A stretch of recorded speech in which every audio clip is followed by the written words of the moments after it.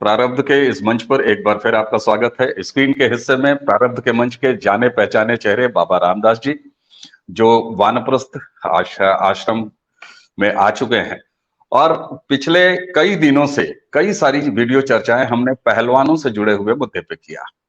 आज हम अपनी चर्चा की कुश्ती का जो अखाड़ा है वो लेके चलते हैं जरा किसी दूसरी जगह। उसका ताल्लुक है हरियाणा के बगल के ही स्टेट, और कभी हरियाणा पंजाब एक साथ, यानी पंजाब। देखिए, भारत में और भारत की सरकार को भारत की जो सुरक्षा एजेंसियां हैं या गुप्तचर एजेंसियां हैं, उनके काम करने के तरीके पर बहुत सारी बातें नहीं होती हैं सामान्यतः, लेकिन इधर कुछ घटनाएं हैं जिसके जरिए हम ये बात करेंगे। तो आइए सबसे पहले स्वागत कर लेते हैं रामदास जी का। नमस्कार सर।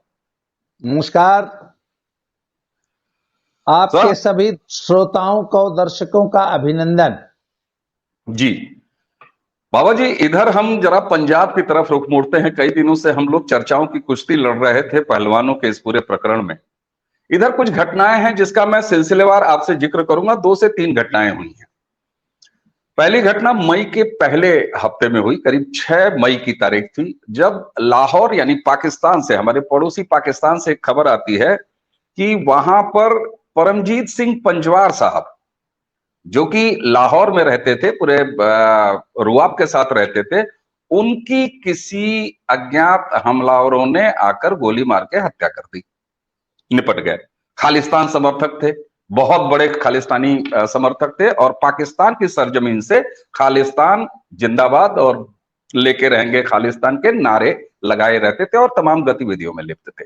उसके बाद सभी दर्शकों को यह पता होगा कि जब अचानक ब्रिटेन में और अमेरिका में, कनाडा में भारत विरोधी प्रदर्शन हुए, तो यूके के भारतीय दूतावास में एक तस्वीर जो पूरे देश को नहीं भूली होगी कि एक साहब भारतीय झंडा उतार रहे थे और उसको हाई कमीशन के अधिकारियों ने किसी तरह से बचा लिया था।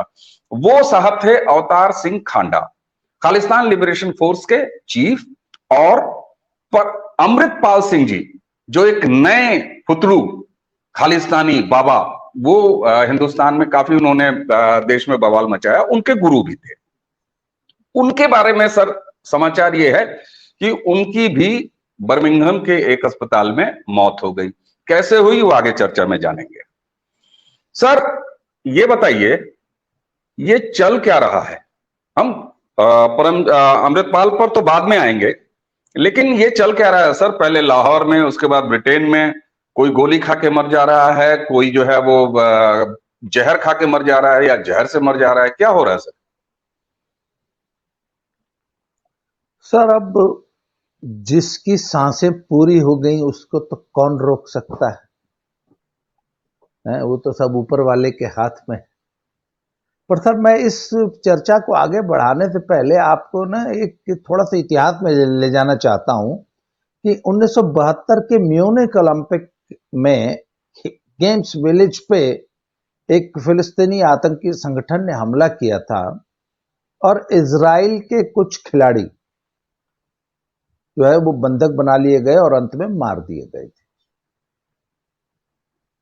और ये बहुत ही हृदय विदारक घटना थी, और ओलंपिक गेम्स विलेज में हुई थी। ओलंपिक चल रहा था उस दौरान हुई। तो तब उस वक्त इजराइल की जो प्रधानमंत्री थी, उनका नाम था गोल्डा मेयर।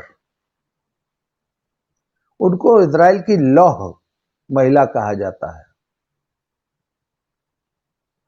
अगर उनके बारे में आपको विस्तार से पढ़ना है ना, तो एक बहुत ही बड़े लेखक हुए हैं अंग्रेजी साहित्य के, उनका नाम है लियोन ओरिस। उन्होंने एक उपन्यास लिखा है, उसका नाम है एक्सोडस। एक्सोडस मैंने आज से करीब 25-30 साल पहले पढ़ा था। इतना मोटा नावल है, कम से कम 1000 पेज का नावल होगा। तो उसमें डे 1 से, मतलब कैसे कैसे परसिक्यूशन शुरू हुआ है फर्स्ट और सेकेंड वर्ल्ड वॉर में, और उसके बाद कैसे वो लोग पैदल चले हैं, और जब इजराइल की स्थापना हुई है वहां से लेकर और आज तक का संघर्ष। तो उसमें गोल्डा मेयर के इतिहास को बड़े विस्तार से उस पुस्तक में लिखा है। लियोन ओरिस Leonis Uris की बुक है। बुक का नाम है एक्सोडस। एक्सोडस कहते हैं महापलायन को। तो यहूदी देश के लिए जब यहूदी जनसंख्या का जो महापलायन हुआ है सेकेंड वर्ल्ड वॉर के बाद, उस जी पे आधारित है वो पुस्तक। तो उस पुस्तक से मैंने गोल्डा मेयर के इतिहास को ज्यादा जाना था। तो साहब, जब म्यूनिख का नरसंहार हो गया तो गोल्डा मेयर ने अपनी खुफिया एजेंसी मोसाद को एक ड्यूटी दी थी कि मुझे हर उस व्यक्ति का सिर चाहिए जिसने इस घटना को, जिसने इस हत्याकांड को अंजाम दिया है और जी जो इसकी प्लानिंग में शामिल था। जी right from A to Z, I want the head of every person involve in this massacre. और मोसाद और एक स्पष्ट निर्देश था कि चुपचाप नहीं निपटा देना है कि खट से कहीं से गोली लगी आए मैं मर भी ना, ये नहीं होना चाहिए।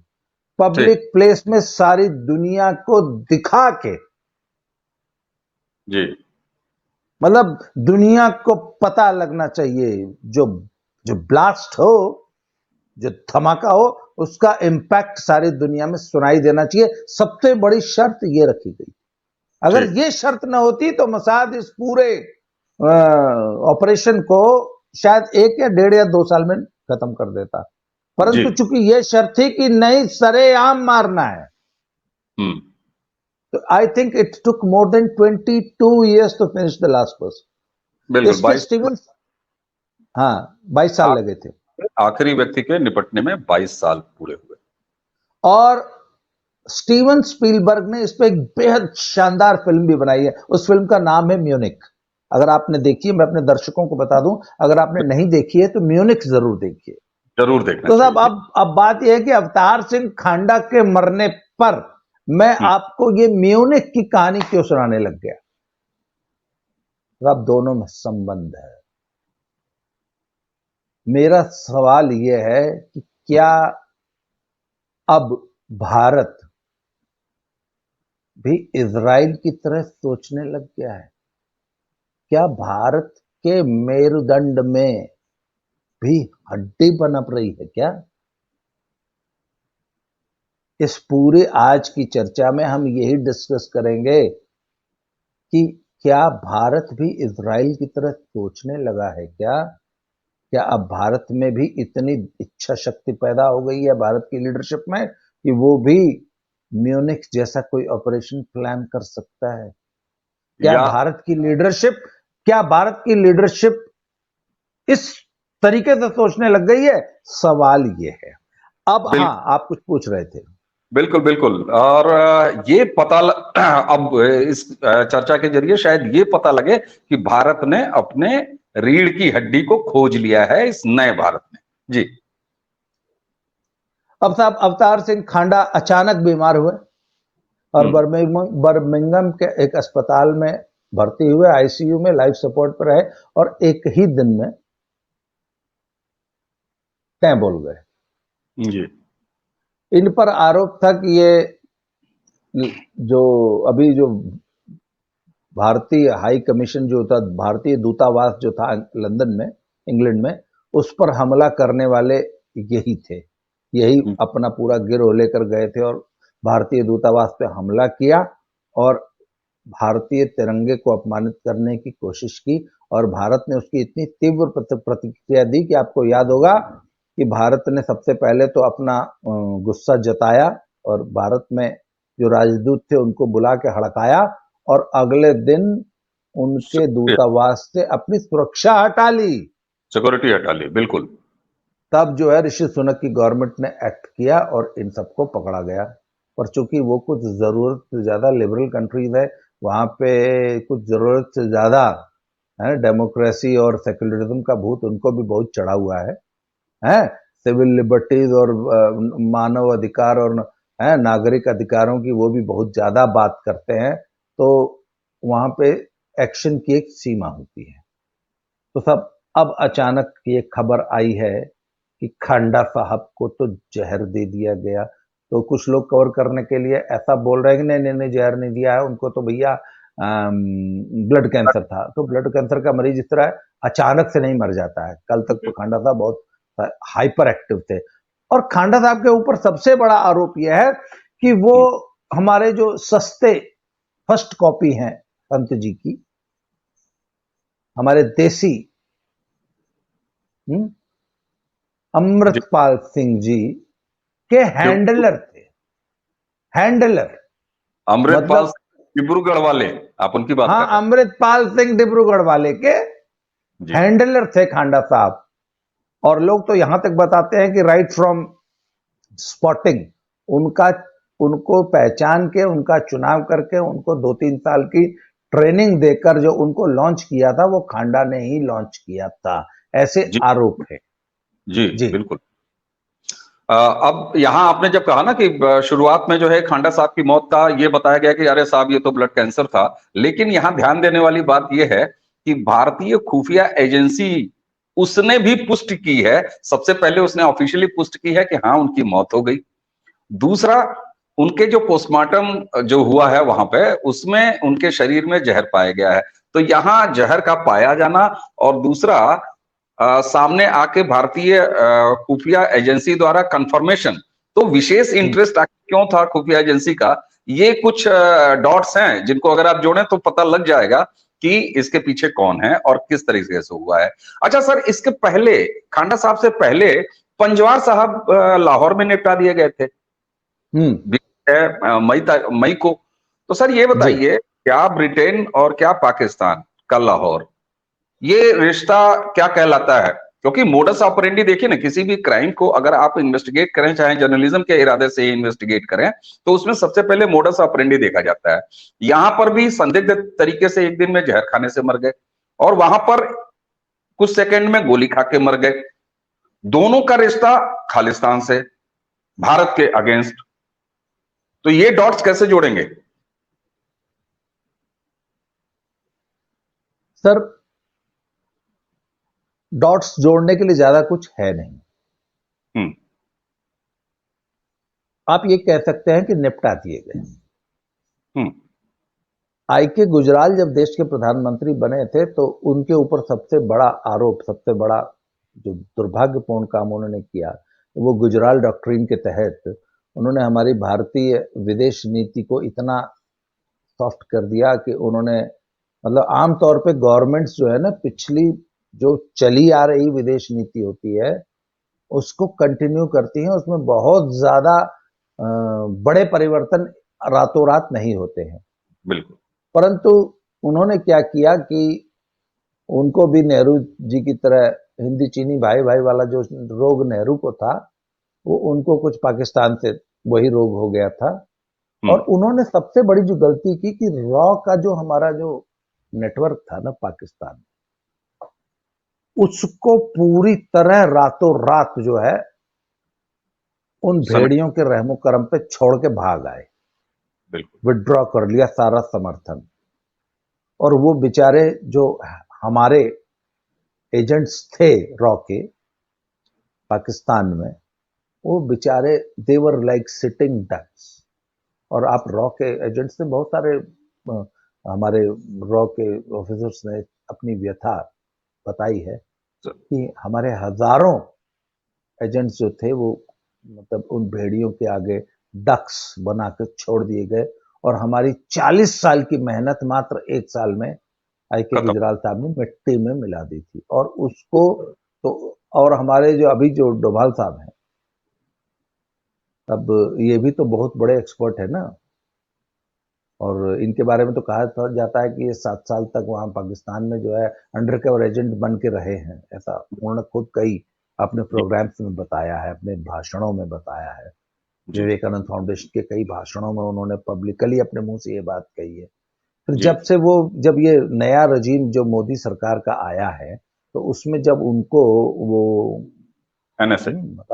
एनएसए जब बनाया गया, और फिर दूसरी सरकार जब आई तो उसमें तो बकायदा उनको कैबिनेट मंत्री का दर्जा दे दिया गया। ये एक बहुत बड़ी डेवलपमेंट थी। और जब एनएसए अजीत डोभाल साहब को कैबिनेट मंत्री का दर्जा दिया गया और स्वतंत्र प्रभार दिया गया, तभी इस सरकार की मंशा क्लियर हो गई थी जी बिल्कुल कि ये सरकार अब वाकई रॉ को मोसाद बनाने में के और भारत को इजराइल बनाने के रास्ते पर चल पड़ी है। बिल्कुल और उसके बाद से आप हमारी आंतरिक सुरक्षा और बाह्य सुरक्षा, उस पर अगर आप नजर दौड़ा लें तो आप जी देखेंगे कि कितना जबरदस्त परिवर्तन है जी भारत की बिल्कुल पॉलिसी में। फिर वो चाहे ईरान को लेके हो, चाहे पाकिस्तान को लेके हो, चाहे चाइना को लेके हो, चाहे अफगानिस्तान को लेके हो। जी बिल्कुल। और यहाँ आपने थोड़ी देर पहले जब गुजराल साहब के डॉक्ट्रिन की बात किया था, तो अनऑफिशियली उन्होंने रा के पूरे नेटवर्क से अपना समर्थन खींच लिया, अपनी गार्जियनशिप हटा ली। ये तो अनऑफिशियली एक नहीं होता है नहीं, कि यहां तक आरोप है कि उनको एक्सपोज कर दिया। एक्सपोज कर दिया, ये सब मान लेते हैं अनऑफिशियली किया। हाँ। ये कुछ अनऑफिशियली होता है, क्योंकि रा की वर्किंग और इस तरह की वर्किंग में बहुत ज्यादा कोई लेटर, कोई चिट्ठी और कोई प्रेस ब्रीफिंग नहीं होती है। लेकिन ऑफिशियली कितना बड़ा उनका जो है पाकिस्तान प्रेम जगा हुआ था गुजराल साहब का, कि पीएमओ में यानी प्राइम मिनिस्टर ऑफिस में बाकायदे कुछ कंट्रीज को जिस पर की निगाह रखी जाती है, उनके एक डेस्क अपॉइंट होता है। Yes yes. उन्होंने गुजराल साहब ने पीएमओ में पाकिस्तान डेस्क खत्म कर दिया था। यस। तो इस तरीके से था। और एक चीज आपने गुजराल साहब के बारे में जब कहा, गुजराल साहब को इस दूसरे टर्म में नरेंद्र मोदी जी ने न सिर्फ एनएसए कायम रखा, बल्कि उनको वरिष्ठ कैबिनेट मंत्री का दर्जा दिया। और एक चीज डोभाल साहब, तो पूरे देश के डोभाल लोग साहब। कहते होंगे कि सॉरी कि डोभाल साहब को उन्होंने बाकायदा जो है कैबिनेट मिनिस्टर का दर्जा दिया। और एक चीज और बड़ी ध्यान देने वाली बात है कि प्रधानमंत्री का कोई दौरा हो, विदेश मंत्री का कोई दौरा हो, ऑफिशियली डोभाल साहब उस डेलीगेशन के हिस्से होते हैं, बाकायदे चर्चाओं के टेबल शेयर करते हैं। यानी कि एक तरह से विदेश नीति का हिस्सा बना देना हमारे राष्ट्रीय सुरक्षा सलाहकार डोभाल साहब को, ये एक बड़ा टर्नआउट दिखाता है, जो जिस पर आपने कहा कि क्या भारत भी अब इजराइल के रास्ते पर चल पड़ा है, और क्या रा अब मोसाद की तरह काम करती हुई दिख रही है, जिसका कि नतीजे में आप देखें ना, लिस्टें बनती जा रही है। अच्छा सर, पाकिस्तान हम घूम लिए जी। ये अच्छा, मैंने कहा कि ये जो अपने खांडा साहब की जो घटना हुई है ना यूके में, जी या पंजवाड़ की जो लाहौर में जो हुई है, ये कोई आइसोलेटेड घटना नहीं है। Now it is a series of events.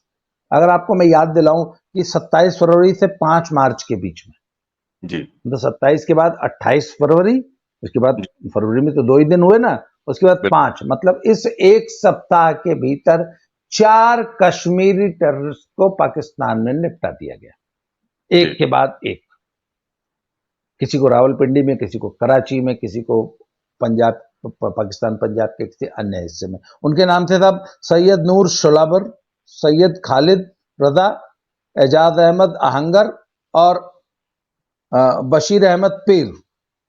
Bashir Ahmad पीर को जो है रावलपिंडी में निपटा दिया गया, 20 फरवरी को निपटाया गया है। इसके अलावा ये जो बशीर, इसमें सबसे इंपॉर्टेंट आदमी बशीर अहमद पीर था। इसको एनआईए ने मोस्ट वांटेड टेररिस्ट डिक्लेयर किया था, और जब इसको रावलपिंडी में एक सड़क पर जो निपटाया गया है, तो उसके एक हफ्ते के भीतर एनआईए ने कश्मीर पहुंच के कुपवाड़ा में इसकी प्रॉपर्टी को सारी को सीज कर दिया जी। मतलब एनआईए की मोस्ट वांटेड लिस्ट में ये था, आदमी था। तो ये सारे कश्मीरी टेररिस्ट थे, जो कि मात्र हफ्ते 10 दिन के अंदर पाकिस्तान के अंदर निपटा दिए गए, जबकि ये वहां पर आईएसआई की सुरक्षा में रह रहे थे, पाकिस्तानी एस्टैब्लिशमेंट की सुरक्षा में रह रहे थे जी जी। इसके अलावा एक और हिजबुल टेररिस्ट थे, उनको निपटा दिया गया जी, वो इसी क्रम में थे जी जी। इसके अलावा आईसी 814 जो 24 दिसंबर 1999 को अटल जी के शासन में जो काठमांडू से भारत का जो प्लेन हाईजैक हुआ था, उसका एक मेन हाईजैकर था कि जो कि बेस बदल के, नाम बदल के कराची में बिजनेसमैन बन के रह रहा था। उसको 2 मोटरसाइकिल सवार लोग आए, उन्होंने अपने मुंह पे मास्क बांधा हुआ था और बिल्कुल यहाँ माथे से सटा के मारा है जी और दिन में मारा है। जी बिल्कुल। तो सर मैंने बोला ना कि ये एक आइसोलेटेड इवेंट नहीं है हांडा साहब का, it is a series of events. बिल्कुल सर। और उसी पाकिस्तान में जो अपने जी हाफिज सईद साहब है ना, जिसको कि कांग्रेस के कई नेता एक और हाफिज जी, उनके घर के बिल्कुल बाहर के एक तरह से उनके बाउंड्री के अंदर भी बम विस्फोट हुआ। जी तो ये सब एक कुछ उनके ऊपर एक ड्रोन अटैक हुआ। ड्रोन अटैक हुआ जी, बिल्कुल सही बात। इसके अलावा 3 जनवरी 2023 इसी साल 3 हम्म जनवरी को 2 आईएसआई के ऑफिसर्स, एक उनका डिप्टी डायरेक्टर उसका नाम था नावेद सादिक और एक inspector counter terrorism Nasir Abbas, जी इन दोनों को निपटा दिया गया। मतलब आईएसआई के ऑफिसर, आईएसआई के डिप्टी डायरेक्टर को, जी उनको भी दोनों को पॉइंट ब्लैंक। बिल्कुल सही बात। तो और इसके जब ये घटनाएं हुई हैं उसके बाद से सर पाकिस्तान की सुरक्षा में रह रहे, आईएसआई के सुरक्षा में रह रहे सभी हिंदुस्तानी वांटेड टेररिस्ट की सुरक्षा बहुत बढ़ा दी गई है। उन सबको अंडरग्राउंड कर दिया गया है, उन सबको सुरक्षित स्थानों पर भेज दिया गया है और भारत ने अब एक स्पष्ट संदेश दे दिया है पाकिस्तान को कि अब आप विदेश में भी हमसे बच नहीं सकते। आप ये मत समझिए कि you are in safe and sound, बिल्कुल आप हमारे रेंज में हैं, हम जब मर्जी चाहेंगे आपको ठोक देंगे। बिल्कुल। भारत और ने ये मैसेज दे दिया है। बिल्कुल, यहाँ सिर्फ भारतीय सुरक्षा जो खुफिया एजेंसी हैं सर, उन्होंने ही मैसेज नहीं दिया है, सेना ने भी बालाकोट स्ट्राइक करके और सर्जिकल स्ट्राइक करके ये मैसेज दे दिया है कि सेना के थ्रू ऑफिशियली भी हम तुम्हें जवाब देंगे और निपटाएंगे, और खुफिया जो तरीके हैं काम करने के उससे भी हम निपटाएंगे। और आपने कहा ना कि पाकिस्तान में प्रॉपर मैसेज दे दिया गया है कि उनकी सुरक्षा बढ़ा दी गई है। ये जो परमजीत पंजवार साहब जब निपटाए गए लाहौर में, तो उसके करीब 4-5 दिन के बाद बाकायदे वहां के स्टैब्लिशमेंट मिलिट्री की और खुफिया एजेंसियों की बैठक हुई और वो पब्लिक डोमेन में खबरें आई कि काफी चिंता व्यक्त की और एक दूसरे की खिंचाई की कि तुमसे कमी हो गई, तुमसे कमी हो गई। उन्होंने कहा नहीं साहब, अब हम आगे से ध्यान रखेंगे। तो ये ऑफिशियली भी है, इसकी कंफर्मेशन है, वो खबरें भी प्रकाशित हुई हैं, लिंक्स में है। अच्छा साहब, जी पाकिस्तान की इतनी सारी बात कर लिए, हम खांडा साहब का जो बर्मिंघम में निपट गए उनकी बात कर लिए। अब सर जरा सा मैं चाहूंगा कि देश में आइए ना, दर्शक भी सोच रहे होंगे ये इंडिया की कब बात करेंगे सर। तो हाँ चलिए आपको ले चलता हूं नॉर्थ ईस्ट, पूर्वोत्तर। सब पूर्वोत्तर का एक राज्य है असम, उसका एक शहर है डिब्रूगढ़। संयोग से वहां एक जेल है सर, डिब्रूगढ़ जेल उसको बोलते हैं साहब। परमजीत सिंह पंजवार, अवतार सिंह खांडा के ही आगे संतति हैं अमृतपाल सिंह जी, दिखने में भी बिल्कुल बड़े बाबा की तरह, हाव भाव फर्स्ट भी कॉपी। की तरह, पगड़ी भी बड़े बाबा की तरह। सर अब सुना है कि डिब्रूगढ़ की जेल में वो सीजोफ्रेनिया नामक मानसिक बीमारी की गोलियां खा रहे हैं। हाँ वो एक फ्लूडैक नाम की एक कोई गोली आती है हम्म जो कि सीजोफ्रेनिया के मरीजों को दी जाती है जी और ऐसा बताया गया है, मतलब जांच एजेंसियों ने, सुरक्षा एजेंसियों ने और जिन लोगों ने पूरे केस की जांच की है उनके हवाले से ऐसा खबरें आई हैं कि हमारे संत जी जो हैं, भाई जी जो हैं, वो पिछले कई साल से फ्लूडैक खा रहे हैं। अब और सर ये बहुत गलत बात है। सर आपके ये लिए मतलब कुछ बात होगी सर। अगर मैं असमी लहजे में कहूं तो फिर तो ये तो बड़ा दुख का बात है सर। दुख का बात तो है, और सबसे बड़ा दुख का बात है कि उनको डिब्रूगढ़ ले गए हैं, ये नजदीक भी भी रख बहुत दुख सकते की थे बात ऐसे। है, ये ये बड़ा बहुत दुख। दुख का बात है।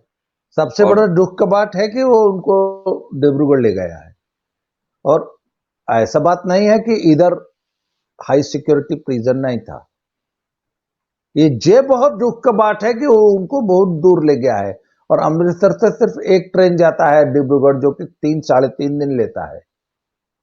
बहुत बड़ा दुख सर। दूस, सर दूसरा दुख का बात यह है कि साल ये जो डिब्रूगढ़ जेल है, इसमें इमली का पानी अब भात मिलता के है साथ सर। भात खिलाता है।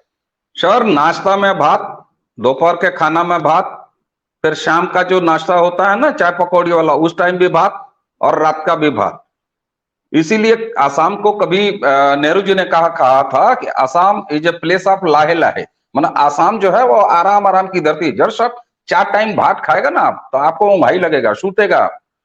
और सीजोफ्रेनिया का मरीज जो है ना, वो सर सीजोफ्रेनिया के जो मनोदशा होती है, उसको दर्शकों के लिए मैं बता दूं कि सीजोफ्रेनिक जो व्यक्ति होता है वो एक खास टाइप, किसी कुकून जिसको कहते हैं ना, कि एक खास तरह की मनोदशा में चला जाए, एक टाइम मशीन में चला जाए। इसलिए वो एक कोई टिपिकल कैरेक्टर जीने लगता है, उसी जैसा सोचने लगता है, उसी जैसा व्यवहार करने लगता है। वो मिलने जुलने में बहुत ज्यादा इंटरेस्टेड नहीं रहता। तो यहां समझ में आता है कि जब आपने कहा कि अवतार सिंह खांडा जो जहर से निपट गए बर्मिंघम के अस्पताल में, उन्होंने बाकायदा इनको नरिश किया, इनको गढ़ा, इनके गुरु कहलाते थे। और एक सिजोफ्रेनिक व्यक्ति को निश्चित रूप से अगर एक खास कैरेक्टर में एक खास तरीके से ढाल दिया जाए, तो वो उसी तरह का कुछ व्यवहार करेगा जैसा कि अमृतपाल सिंह करने लगे थे या कर रहे थे। अब सर ये बताइए, इनका दुख कब खत्म होगा सर? 4 टाइम भात तो फिर बहुत मुश्किल है सर। नहीं, भात भी अगर दाल के साथ देता है तो चलेगा, पर इमली का पानी के साथ भात तो सर ये बहुत दुख का बात है। और एक चीज और सर, वो जो इमली का पानी होता है ना सर, उसमें आसाम की एक बड़ी तीखी मिर्च होती है, भूत जोलकिया। जोलकिया कहते हैं मिर्च को सर, और उसका नाम है भूत जोलकिया। उसमें अगर एक बीज भी अगर उसका डाल दिया जाए सर, तो अब तो मतलब एक सेजोफ्रेनिक आदमी हम्म। होगा। तो सर ये बताइए कि दर्शकों, हम आपसे भी कहते हैं, ये महीना कौन सा चल रहा है सर? जून। सर 6 जून की तारीख कुछ याद है आपको? हाँ। 6 जून आई और चली गई। क्या होता है सर 6 जून को? 6 जून को सर बहुत बड़ा जलसा होता था, पर इस बार 6 जून बहुत ज्यादा शांतिपूर्वक निपट गया। दर्शकों के लिए बता, तो 6 जून की तारीख ऑपरेशन ब्लू स्टार की बरसी के रूप में मनाया जाता है। और खालिस्तान प्रेमी जनता जो भी है, मुट्ठी भरी ही सही, लेकिन वो पंजाब की सड़कों पर निकलती थी, तरह तरह के धार्मिक नारे। और खालिस्तान, मैं उसको धार्मिक नारे बिल्कुल नहीं कहूंगा, मैं माफी मांगता हूं, वो खालिस्तानी अलगाववादी नारे जरूर लगाए जाते थे। लेकिन इस बार 6 जून की तारीख पूरे देश में, क्या पंजाब में भी इतनी खामोशी से बीती है कि वो खामोशी निश्चित रूप से डिब्रूगढ़ तक पहुंची होगी। जी सर। तो साहब आपने कहा डिब्रूगढ़, डिब्रूगढ़ से खबर यह है कि एनएसए उन पर लगा दी गई है, और एनआईए जैसी इन्वेस्टिगेटिंग एजेंसी अब भी गाहे बगाहे उनसे पूछताछ करने जाती रहती हैं। ठीक है सर। कभी कभी अभिभावक परिवार के लोग भी मिलाते हैं, एक बार वकील साहब भी मिलाए हैं। पर सबसे बड़ा दुख का बात है कि डिब्रूगढ़ बहुत दूर है। बहुत दूर है सर, बहुत दूर। तो सर ये एक बात बताऊं, ये वैसे मैं गवर्नमेंट ऑफ इंडिया को इसमें होम मिनिस्ट्री की तारीफ करूंगा कि जब ये लोग लोकल रहते हैं ना, तो इनका बाकायदा दरबार लगता है जी। पंजाब के जेलों में। तो बाकायदा इनको बाबा जी कह के संबोधित किया जाता है, और पूरा पंजाब का पूरा स्टाफ, जेल पूरा, और साथ के जो कैदी होते हैं वो सब सेवा में तत्पर रहते हैं। और ये तो they live like kings there. इनकी पैरेलल गवर्नमेंट एक होती है जेल के अंदर, जब ये बिल्कुल। पंजाब और यहाँ के आसपास की जेलों में रहते हैं। जी। परंतु सबसे बड़ा दुख का बात है कि उधर डिब्रूगढ़ भेज दिया है और उधर भी आइसोलेशन में रखा है। मतलब ये 6 या 7 लोग हैं वहां पे, इन जी। जी। सातों की भेंट अब तक एक दूसरे से नहीं हुई है। सिर्फ इंटरोगेशन में वो पुलिस आ गई, पुलिस वाला एक था ना, प्रधानमंत्री बाज्य के, मैं वही उसके आ रहा था, प्रधानमंत्री को, वही आ रहा था सर, कि वो जो पूरी मंडली थी उसमें ओए पाजे, ओए पुलिस आ गई, पुलिस आ गई, और पुलिस पुलिस आ आ गई, पुलिस आ गई, पुलिस। सर उनका प्रधानमंत्री जी का कोई हालचाल? सर वो लूडो खेलते हैं आजकल, उनके बारे में ये एक बार एक खबर मैंने पढ़ी थी कि सारा दिन अपने सेल में बैठ के लूडो खेलते हैं, और इन सभी को आइसोलेशन में रखा गया है। ओहो, भारी दुख और सर। आपस में कोई मेल मिलाप नहीं है। जी वहां पे जो पुलिस है वो असम पुलिस के साथ साथ और पैरामिलिट्री फोर्सेस लगाई गई हैं। लैंग्वेज का एक बहुत बड़ा बैरियर है बिल्कुल सर। और आइसोलेशन में रखा गया है, इसलिए बहुत ज्यादा बाहरी दुनिया से संपर्क नहीं है। जी है वहां पे पैरेलल दरबार नहीं चला सकते, अपनी मनमर्जी के खाने नहीं खा सकते, जी जी बहुत ज्यादा फैसिलिटीज नहीं दी गई हैं। वही जी इमली का पानी के साथ भात खा रहे हैं। बिल्कुल सर, बिल्कुल।